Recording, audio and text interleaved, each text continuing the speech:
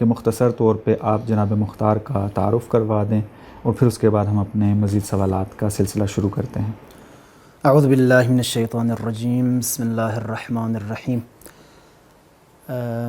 جناب مختار کا ایک اجمالی سا خاکہ، ایک اجمالی تعارف عام طور پر مؤمنین کے ذہن میں ہے، اور جب بھی ہم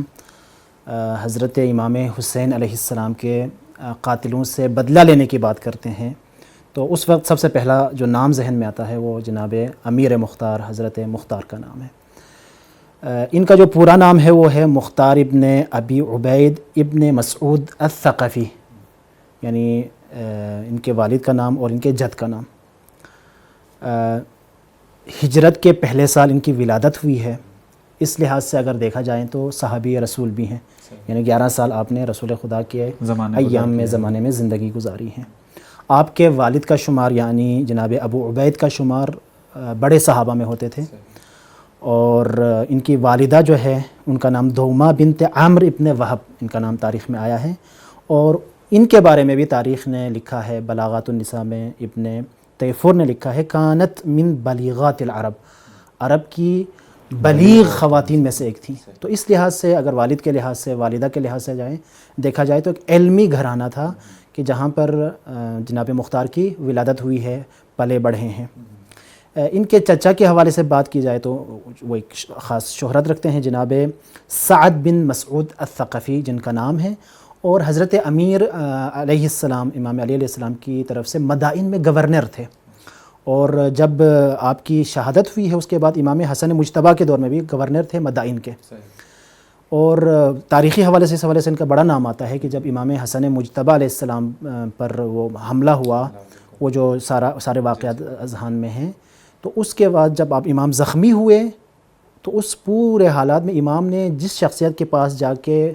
پناہ لی ہے اور جن کے پاس جانے کا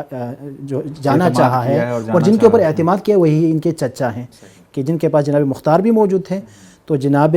سعد بن مسعود الثقفی مختار کے چچا ہیں، جن کے پاس امام حسن مجتبیٰ علیہ السلام نے جا کر پناہ لی ہے۔ تو ان تمام حوالوں سے اگر آپ دیکھ لیں تو ایک ایسا گھرانہ ہے جو اہل بیت سے محبت رکھنے والا گھرانہ ہے، اور اس حوالے سے عجیب بات ہے جو اہل سنت کے بڑے مشہور مؤرخ ہیں ذہبی،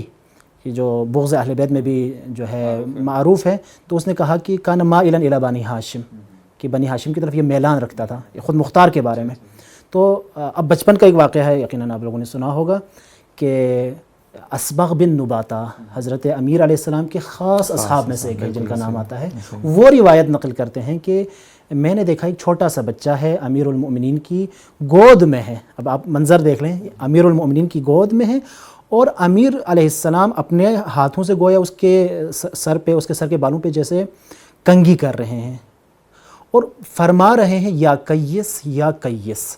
اب قیس کا جو ترجمہ اردو میں ہو سکتا ہے اے زیرک، اے زیرک، یا اے ذہین، اے ذہین۔ اب یقیناً امیر المؤمنین جو ما کان و ما یکون کا علم رکھتے ہیں، وہ تمام تر چیزوں کو رکھتے ہوئے اس کو یہ لقب دے رہے ہیں اور فرما رہے ہیں یا قیس یا قیس۔ اسی طرح بہت ساری روایات ہیں جن میں جناب مختار کی مدح ہوئی ہیں۔ سید خوئی نے اپنی معجم الرجال میں ان تمام روایات کے بارے میں کہا ہے کہ وہ روایات جن میں جناب مختار کی مدح ہوئی ہیں وہ متضافرہ ہیں۔ متضافرہ یعنی خبر واحد اور خبر تواتر کے درمیان کا جو ہے، اور بہت ساروں نے کہا کہ جب اخبار تضافر کی حد تک پہنچ جائیں تو پھر ہمیں ان اخبار کے سندی بحث کی بھی ضرورت نہیں ہے۔ تو اس لحاظ سے اگر دیکھا جائے تو ایک علمی گھرانے میں، ایک مذہبی گھرانے میں، ایک ایسے گھرانے میں جو اہل بیت سے محبت رکھتا تھا، اور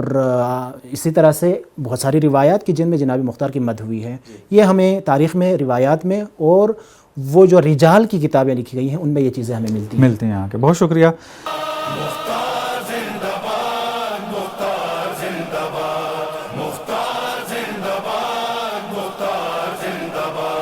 پرچم پہ یہ حسین کے لکھا ہے با خدا، بدلہ خدا نے لینا ہے قتل حسین کا، یعنی ہے